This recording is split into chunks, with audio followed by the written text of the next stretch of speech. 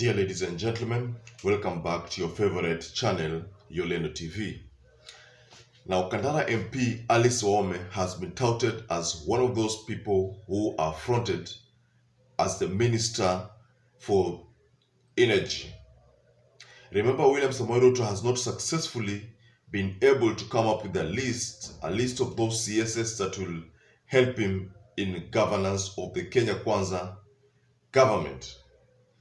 So the recent politics of the fuel politics has brought about mixed reactions from the Kenyans, and with many people trying to remind the Kenya Kwanza government that is this the bottom up that you people are talking about.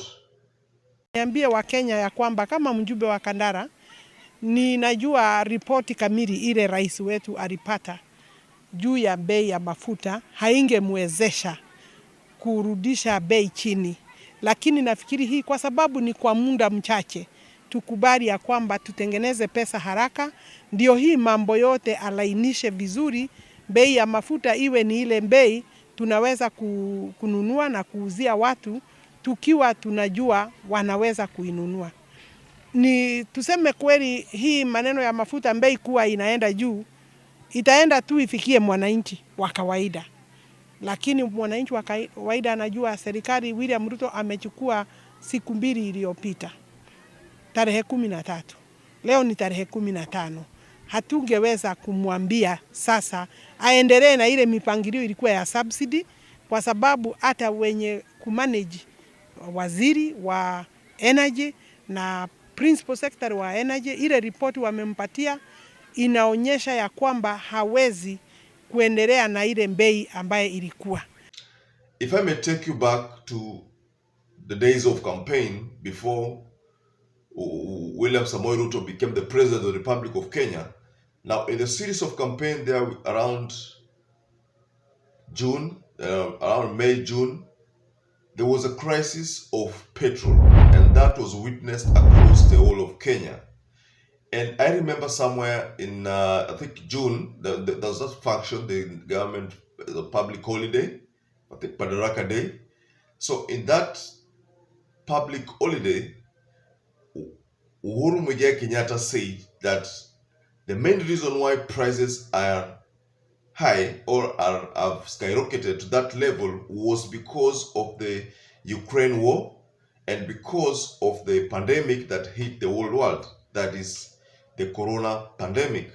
But the Kenya Kwanza government, back then the Kenya Kwanza team didn't want to take none of that, and then they countered that narrative and told the Kenyan people that no, Uhuru Muigai Kenyatta's government is failing, and that they have a solution that would bring down the cost of unga to something slightly lower than 100, and the cost of fuel to be capped at 120.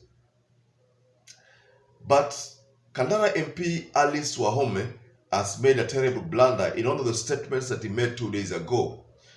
But before we go to that mistake that we believe could cost Kenya Kwanza government, please take a moment and subscribe to our channel if you had not subscribed.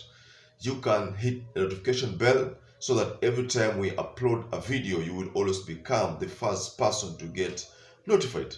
Now, Kandara MP Alice Wahome tried to defend the Kenya Kwanza government. You remember previously, before she came out to that defensive of William Samoei Ruto and the government, Babu Owino had posted something to say, is this the bottom-up economic model that you were advocating for quite some time? There were so many people.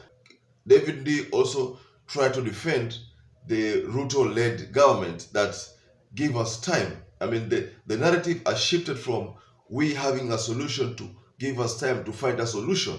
That is what we are seeing in these narratives from the Kenya Kwanza diehards. So Alice Wahome said that the biggest reason why the prices of fuel are high is because of the Ukraine war.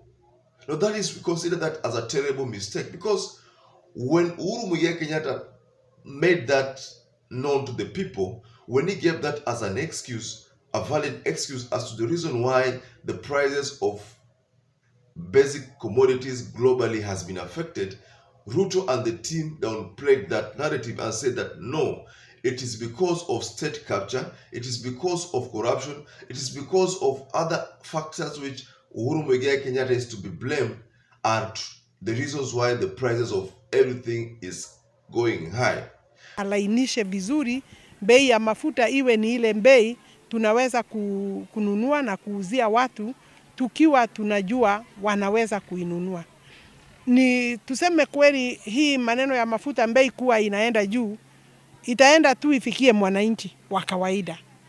Hatungeweza kumwambia sasa aendelee na ile mipangilio ilikuwa ya subsidy, kwa sababu hata wenye kumanage, waziri wa energy na principal secretary wa energy, ile report wamempatia inaonyesha ya kwamba hawezi kuendelea na ile bei ambaye ilikuwa. Tuambie Wakenya wasikufe moyo, wazidi kuweka bidii kwa kazi, na tugojee serikali itengeneze pesa kiasi ile itawezesha sisi kuleta bei nafuu, kwa sababu yenyewe hata mimi kama mjumbe ninaielewa na ninasikia pia hapo ungumu wa kuinunua. Ladies and gentlemen, you know that when the prices of fuel go high, then literally everything goes high. I understand that the prices of electricity have gone high. So that means if the Kenya Kwanza government does not contain the prices of fuel, then the bottom up advantages, or the advantages that the Kenya Kwanza government, if the people are to enjoy from the Kenya Kwanza government, will not be realized. Because how do you expect the prices to be high and expect the people to be happy? I think, like, I look at a friend of mine previously. He has been a die-hard supporter of Kenya Kwanza, but I saw something very different in the way he reacted. He reacted to having been someone who made a terrible mistake by voting in the Kenya Kwanza government, because he's trying to relate the Ruto-led team and the Uhuru-led team, that you realize that Uhuru could listen to the people and could implement the government's subsidy. William Samoei Ruto made it clear that government subsidy is not the way to go, because he finds it that it's very, very unsustainable and that it is out of the question. But Kandara MP Alice Wahome seems to be reading from a different script, because he said that the subsidy has not been waived completely. That is something that they will still consider putting in place, but they are still looking for money. So the question is, where are they looking for money? Are they looking for money from the hike in the prices, so that the prices were supposed to be at 120 like promised, but now it's 179, an increment of 59. So they are looking for money from this fuel so that they can get money from the same fuel and implement fuel subsidy from the same hiking prices. Now, how is that helping the common mwananchi? How is the common mwananchi going to benefit from a heightened fuel subsidy, for heightened fuel, and then you telling the people that we will use the same funds to implement the subsidy? So I think Alice Wahome has made a terrible mistake there, and by trying to defend the Ruto-led team, she has come out to contradict the President of the Republic of Kenya. One, because she has talked about a subsidy being in place. Two, she had talked about Ukraine was to have been the reason why the prices of commodities are going high. She is forgetting that when they were campaigning, they said that that's not the reason why prices are high. Well, we, the common mwananchi, could know very well that Ukraine war led to this. We know very well that the global pandemic, the global pandemic, the coronavirus pandemic was one of the reasons why prices were the level that they were. So, ladies and gentlemen, do you think Alice Wahome is telling the truth? Because I tend to believe that Alice Wahome is not telling the truth, because it is true that the Ukraine war is one of the reasons why the prices of commodities have globally been affected. Now, I think they have to begin to realize that it's true to tell the people the truth so that the people can know that it's true that the global prices are affected globally.